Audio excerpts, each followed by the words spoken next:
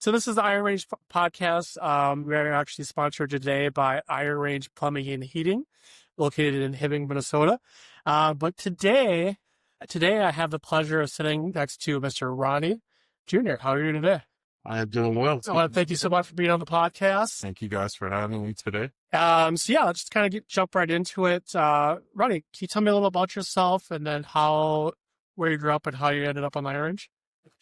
Yeah, so my name is Ronnie Rayford. I'm 33 years old. Been on the Iron Range about 12 years now. Moved here from California. A spur of the moment decision with my old father-in-law at the time. Okay. He had this great idea to finally get out of the West Coast and find somewhere new to bring our family. So we went on a fishing trip up here. Oh, wow. Yeah, it all started from a fishing trip. We came in the summer, and after that, we thought it was beautiful. You know, it was a very peaceful place up here, and we kind of love fishing. So we're like, this might be the perfect spot to move our family. So we up and left, and kind of been here ever since. Sure. And I think the viewers are asking themselves, did you catch any fish? I did not. Okay. I got skunked my first time around, but okay, perfect. And what were you fishing for? we were doing walleye fishing because I Okay. had never seen a walleye before. Wow. Okay. So, And now, is there any fishing out in the West Coast at all, or is that? we do a lot of trout fishing and catfish. Okay. A lot of catfish out there. So, And then I guess what has it been like growing? What has been here so far? And then what memories that really shaped you? I mean, guess as a whole. I think what really shaped me was my first winter here. Okay. Because coming from where I come from, I never really had seen snow that stuck to the ground. Oh, sure. So coming here and kind of experiencing my first winter was like, wow, this is kind of crazy and I love it. You know, I kind of like the intense things in life. So. Sure. And then I guess what is it that you actually do? What's your career? It's hard to kind of define right now.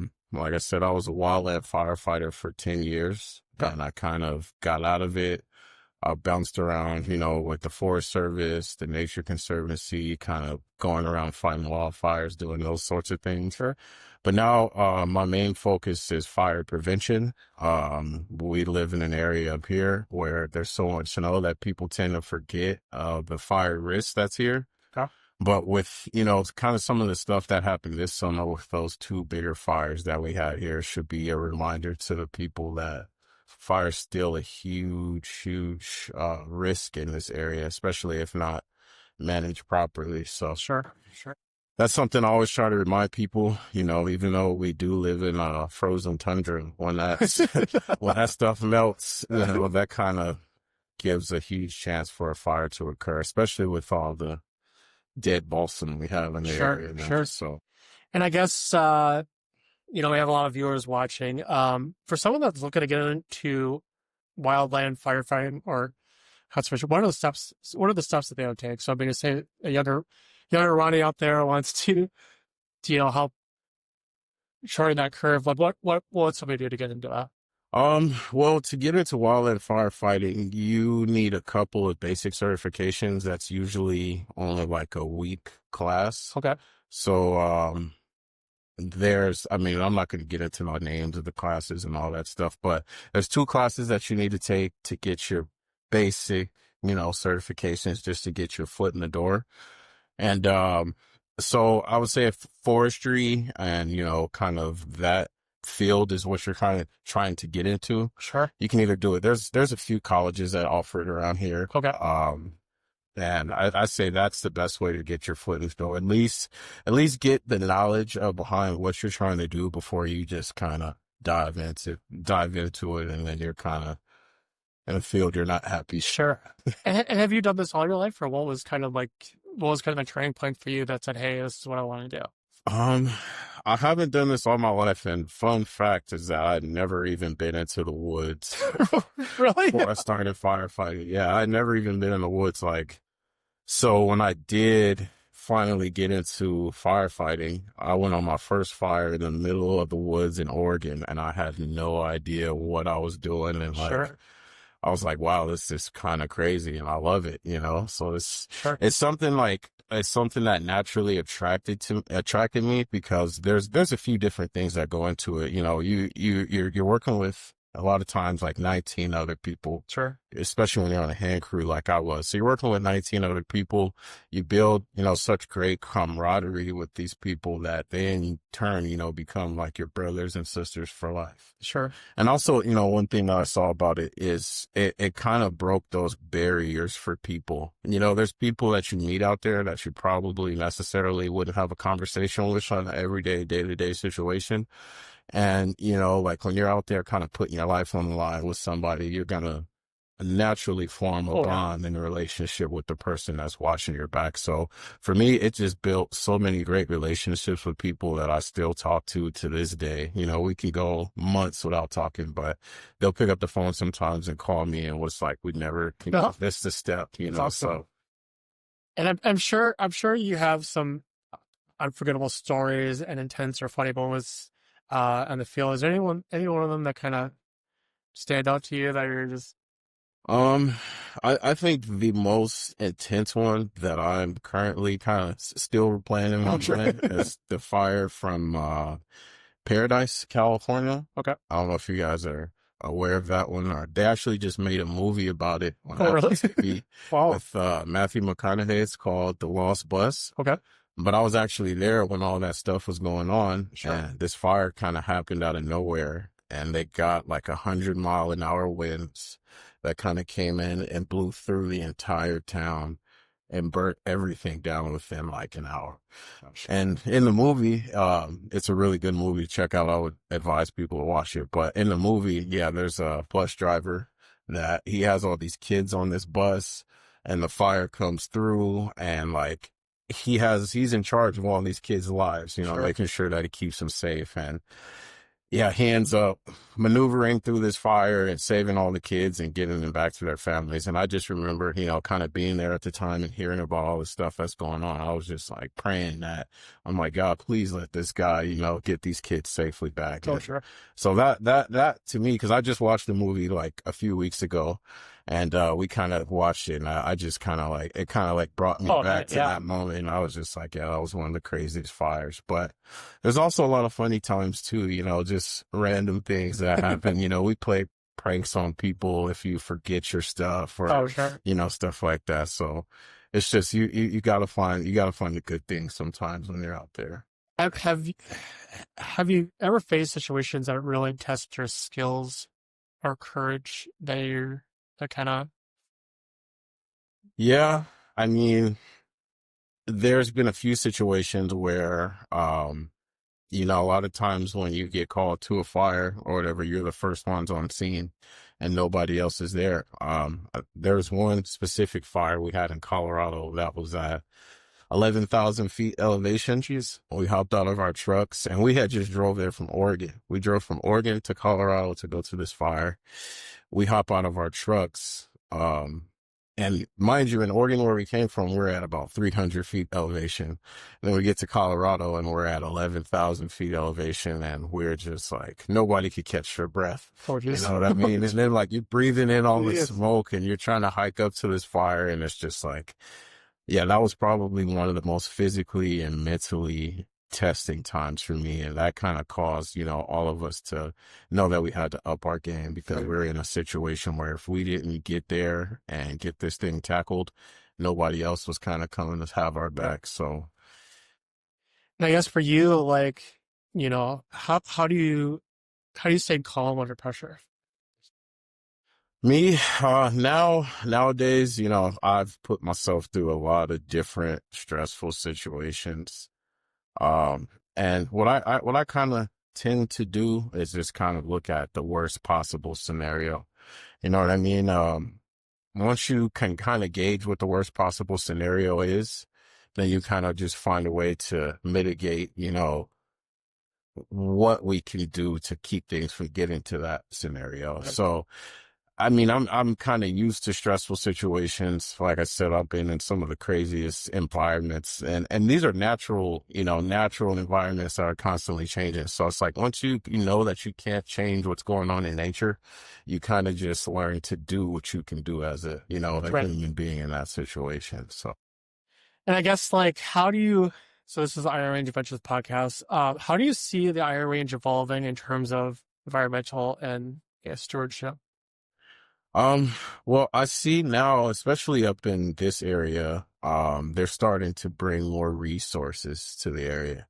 I know like the Nature Conservancy, they just started up their group up there in Ely to do a little bit more land stewardship. They're buying more land back to be able to, take care of certain habitats. And a lot of what they're doing as well is bringing good fire into these areas that Sure. are they need fire to naturally, preserve itself, because fire is a natural tool. You know what I mean? The only thing that is the problem now is that a lot of people live in areas where fire needs to come through, and they're not able to, bring fire through there because now these are, communities that people live in. Sure. So it's something that I feel like is one of those things where it has to be a community based, or it has to be a community based theme, that we kind of bring to this area. I know that a lot of these places, they're kind of, a lot of people are afraid of fire, you know what I mean, because they know what it can do. But when it's managed and used as a tool, it can do so many better things for the environment. And what's yeah, kind of off the cuff here, I guess. What can the Iron Range as a whole do to help, be more of a welcoming place for the I just think that people need to just get more education about what we have going on around here. And that's something that I do a lot. I attend a lot of town hall meetings. I work a lot with the volunteer firefighters. Sure.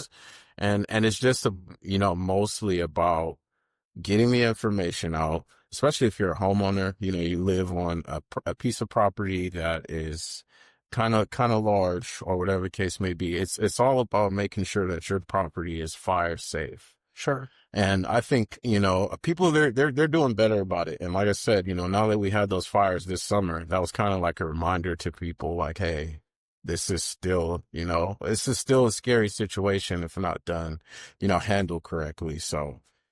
And I guess, kind of looked over a little bit of these questions before we had the podcast, but I guess who has been your inspiration growing up? Like, you seem like you're a very hard worker, very dedicated in what you do. Like, where has been that strength? Like, where has been your person like, hey, life's hard right now, and who's been the one to kind of pick you up? Well, I mean, my parents, my mom and dad kind of instilled that in me from a young age. Awesome. You know what I mean? I've had a job since the age of 14, and I've kind of always been taught, that if a man does not work, a man doesn't eat.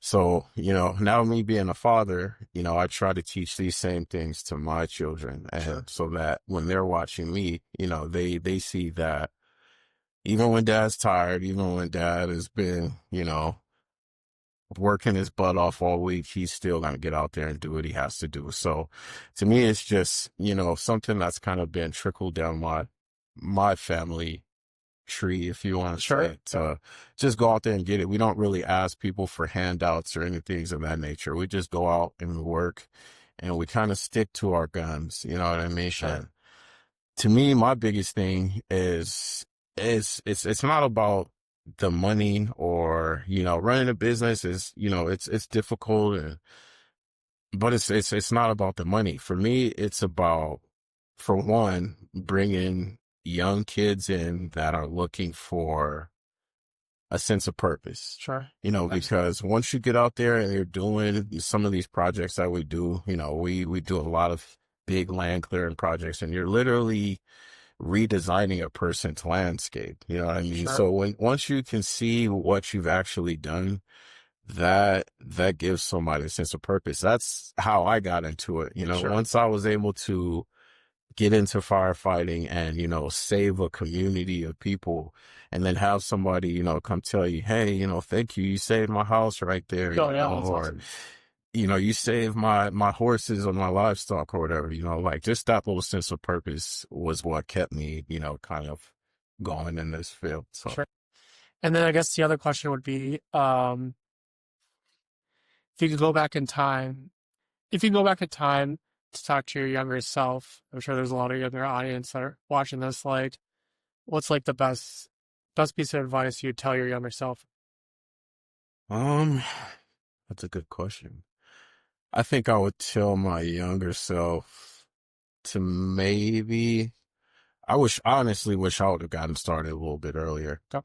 And, because I do see a lot of kids that I've worked with in the past. They started fresh right out of high school, age of 18. Sure. And now they're, 30 years old and looking at a pretty good retirement in the next 10, 15 years. Yeah. So that's one thing I probably would probably talk to myself about, like, sure. hey, this might be a good career option for you. Maybe pursue it. Absolutely. But the thing about it was, like, you don't really hear too much about wildland firefighting. When people hear about firefighting, they think about the structure guys or the volunteer guys. You don't really hear very much about the wildfire, sector of it. And it's huge this day. Sure. You know what I mean? And it's continuing to grow. But the problem is it's hard to recruit people.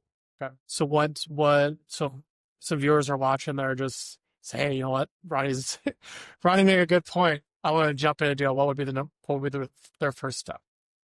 Well, what I tell people, especially living in this area, if this is something that you're thinking about getting into, my suggestion would be to just try to do the work first. You know what I mean? We're out there running chainsaws and cutting trees down and, dealing with fire. So, I mean, I always tell people, get out, if you have a chainsaw or know somebody that has a chainsaw, get out there, get a little bit of a feel for it. You know what I mean? Before. So can somebody go volunteer what you're doing? Yeah. Okay. So I have students that go through Minnesota North College in Ely. Okay. And they're doing the forestry program. So I have 5 students right now that come out and volunteer. Okay. They volunteer, and they just pretty much learn everything that goes on with our day-to-day operations. Sure. And once they see, if they can deal with that, especially in the summertime, it gets hot. There's a lot of bugs. There's a lot of different variables that go into it. So a lot of times people can do the work. Yeah. But it's like, hey, I don't want to be outside in these bugs all day. So that's why I say, like, first just get a feel for what you're going to be doing. Sure. But yeah, also, like, if there's ever anyone that wants to come out and volunteer and spend some time on the job site with me, absolutely, I always encourage that, especially when it's not too cold and not too hot. Right. But, like, if you don't mind those 2 different variables, I always come out with us, come hang out with us. We try to have a good time, because I know the work life balance is tough sometimes. So I always try to make sure it's some sort of fun. And we'll have Ronnie tagged in the video. I'm sure it'll be shared everywhere. And then if you want, if somebody is inspired and looking to jump in, I'm sure Ronnie will mind them to send you a message or to get some more information. So maybe some stuff that we didn't quite cover that you have questions and you want to reach out to Ronnie. And then, so we have, we're just kind of looking through, we actually have the rapid fire questions. We saw that one coming with our last 4 guests. Are you okay with it, Ronnie? Absolutely. Okay. So we actually have, question number 1, coffee or tea? Coffee for sure. Coffee? Is it doctored up with sugar cream or is it black? Sometimes it depends on the situation. If I'm on a fire, I'll drink it however I can get it. But if I can, if I have the amenities, I'm definitely going to take sugar. Okay. And then the other question is, favorite Iron Range trail? The Redhead. Oh, okay. The Redhead. I spend a lot of time. I like to run those trails. So, okay. Yeah, whenever I'm in Chisholm, I like to go up there and just do a little bit of running around. That's amazing. I'm always out in nature, so. And then I would say, ooh, I think this might ruffle some feathers, maybe. But I guess firefighting or EMT work, which is tougher? Oh, definitely firefighting. Well, I mean, they both hold their same, they hold their challenges. I've done EMT work. I can't do the blood personally. I can't look at blood for a long time without like wanting to throw up. So I would say EMT might be a little bit difficult in that aspect. And there's a lot of, what I've noticed in a lot of EMT work is a lot of that stuff you take home, with you at the end of the night. It's not really a way to de-stress after all that. So I feel like that might make it a little bit more difficult. But physically, yeah, I'll definitely say fire. Sure. Yeah. Different challenges, right? Yep. And then one piece of gear you can't live without. Whew, that's tough. I would say my vape. Just being honest. I mean, sometimes things get a little bit stressful and you just need a little bit of nicotine. But if the kids aren't watching this, if you haven't started, don't do it. Yeah, no. Stay away from it. I would say one piece of gear that I can't live with is a lighter. A lighter. You never know when you'll need a lighter. And if you get caught without one, sometimes you get put in a bad situation. Wow. So. Okay. And that's part of the stuff that you need when you're going out to the wildfires, correct? Yep. Is there like a checklist that you have to go through to make sure you have everything just like... Yep. Yeah. We carry a lot of gear out there. So a lot of times we do like a gear list breakdown and make sure that we have, especially if we're going to be on a piece of ground for an extended period of time. We always, make sure we have our whole gear checklist, extra snacks, extra socks, all the little things you don't think about until you don't have them. Right. Kind of like that. I think you're a very good inspiration for like, are you sticking around on the Iron Range, or do you think you'll someday end up back in California, or like what's the kind of plan there? Oh, no, I'm never going back to California unless it's to visit, but I definitely see myself being on the range for a while. I don't know if there's anywhere else I want to go at this point. I mean, I've traveled, and that's another thing I kind of want to key in on, especially for anybody that's young that wants to travel. You don't have very many responsibilities that might be holding you down. Wildland firefighting is the perfect opportunity for that. I've been to almost every state in the lower 50, except for maybe 2. And, you drive to all these places. So you're getting to see, pieces of ground that you'll never possibly, get to see. So that's something that I also, if you want to go see different places and get paid to be able to do it, that's a great opportunity. Do you see that there's a demand for that? Oh yeah. Are they short? A lot of places around here, when they're not even just around here, it's kind of like a whole US wide thing. Is the staffing and retention is difficult, and it's a physically demanding job. And also, there's like I said, it's that work-life balance that a lot of people struggle with. But well, Ronnie was wearing a heavy jacket and a hoodie. He took all that off. He sees his shirt. I'm like, this guy's built for it for sure. I am now. When I first got here and the weather was like this, I'll look out the window like, you guys, good luck out there. And I guess for you, like, what do you find more difficult? Is it the freezing cold, or is it the hot heat? For me, it's definitely the freezing cold. Definitely the freezing cold. I was kind of born and raised in a desert environment, so I was kind of used to that. So that's why when I came here, it took me about, I'll say probably my first 3 winters. Being outside in it all day, and then it's like, okay, I could deal with this. I just got to have the right setup for it. Sure.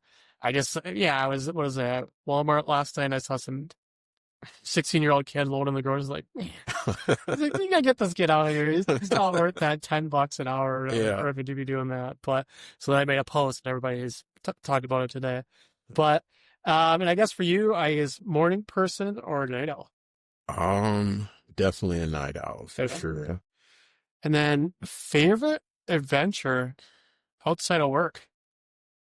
Now that is a good question. Favorite adventure. Um, that one I don't quite know right now. I mean, Well, Ronnie, you're a very inspiring guy, so we'll definitely have you on the podcast quite often. I think, until everybody, tell your boss's boss to say, hey, we are fully staffed. We don't need anybody else. We're trying to get to that point, but then we'll go back to that. okay, yeah. But here's one. Last book you read or a podcast you loved. So the last book that I read was The Art of War, which that one was a really good book. I enjoyed that one. That one actually, helped me develop a lot of my leadership skills that I applied out on the fire line. But podcasts, I've watched your last couple episodes and I really enjoyed those. And I actually did some work with those guys that you plugged me in with, like at the Red Rock Hotel I was talking about. After you did the podcast, I ended up getting in contact with him, and I did just a small job for him that I'm still currently working on because it's so cold. But also with Kalen at the gym, I ended up meeting up with him and having a pretty full conversation with him, and we kind of just bounce ideas off each other. But it's like little meetings like this, go a long way, and you start to connect with people around that are kind of like-minded. So that's what I enjoy. Well, and then I just told everybody before we came in here, I mean, the main thing for us is if we can inspire one person to move in a positive direction, I mean, we've done it. Exactly. Right. And I guess the favorite Iron Range food. So, I gotta say it was tater tot hot dish. Wow. Tater tot hot. I had never even heard of it.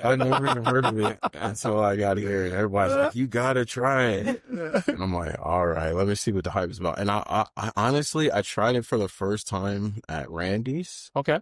And it was really good. I was like, I can see what the hype is about. And then ketchup or no ketchup? I didn't have any ketchup. Okay. I also like porchetta. I never had porchetta before. I'm not a big pork guy, but I really enjoy the porchetta. And I guess the last question we have here for the rapid fire question is advice in one sentence for anyone chasing big adventures. Okay. Big adventures or big dreams. Never let anyone stop you. To me, that's kind of been my biggest, I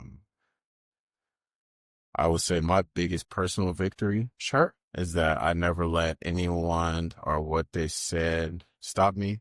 There's been times where I've been disencouraged to not do certain things or pursue certain things because of what stigma there might be or whatever people might think. I just think that everybody's got their own goals. They've got their own dreams. And I think it's very important to pursue that. And see, what I feel like is a lot of people, they get so caught up on doing big things in a small time. Yes. And I think, the most important thing is doing a lot of small things. Correct. Break it down. Yeah, break it down. Don't put too much on your shoulders, because once you start to put too much on your shoulders, it can become a heavy load to kind of bear.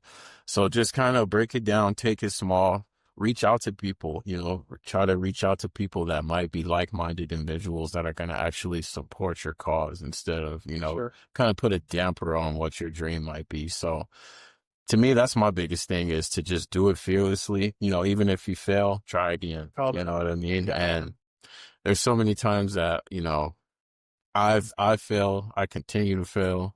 But, I wake up every day and I'm like, you know what? That failed. Trying to try something new. Yes. You know what I mean? And my biggest thing and my passion that I want to get out to others is that we live in a place where here on the Iron Range is there's so much opportunity. Sure. There's so much opportunity, you know, kind of coming from California where I grew up in, coming here, I just kind of see that this place is on the verge of doing really big things. Yes. Yep. You know what I mean? And I feel like the most important thing is, like I said, just kind of finding a group of people that are like-minded and kind of just working out your ideas. Doing it on your own, it can be kind of hard, and it puts a lot of stress on you. So I think, just stay focused on those goals and keep pushing. Sure. That's amazing. Yeah, that's exactly what Iron Range Adventures is doing, and that's for your bet. Met you and Steve behind the camera along the way. But balancing all these roles, firefighter, EMT, conservationist, it must be intense. How do you stay grounded? I mean, how's that?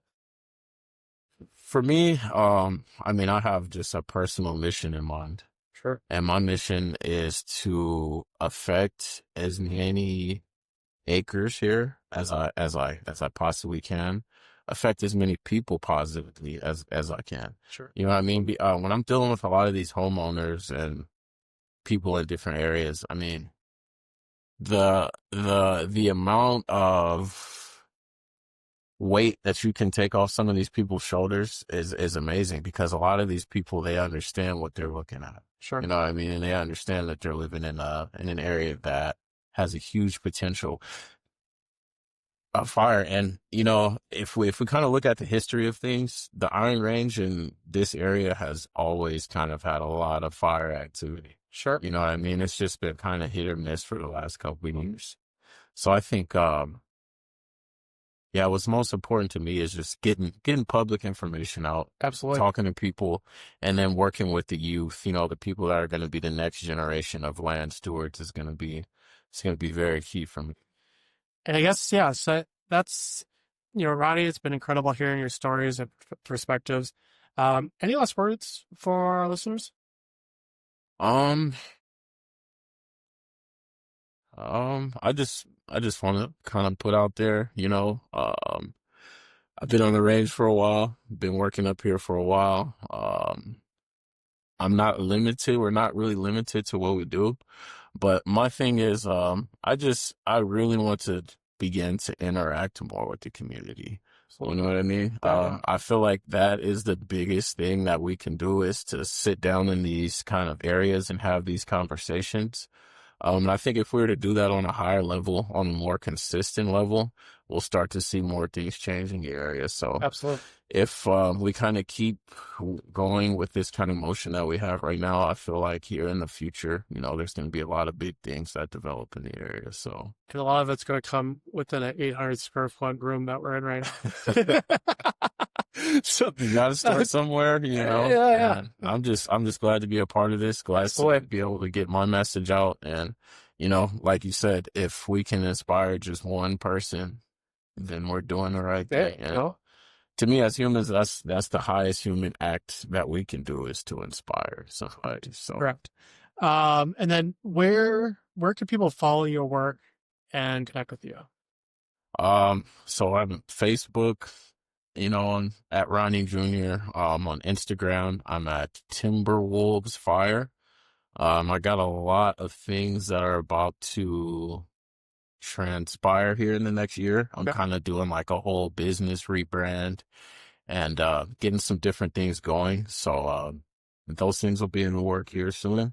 And once those things kind of start to develop, I'll put a little bit more out there. So, and Iron Range Adventures is actually going to partner with Ronnie to have his information on the website as well, so it'd be easy for people to find as well. But again, Ronnie, thank you so much for being on the podcast. I want to thank Iron Range Plumbing Heating for sponsoring this podcast show. But yeah, Ronnie, thank you so much. Yeah, absolutely. That's all right, Steve.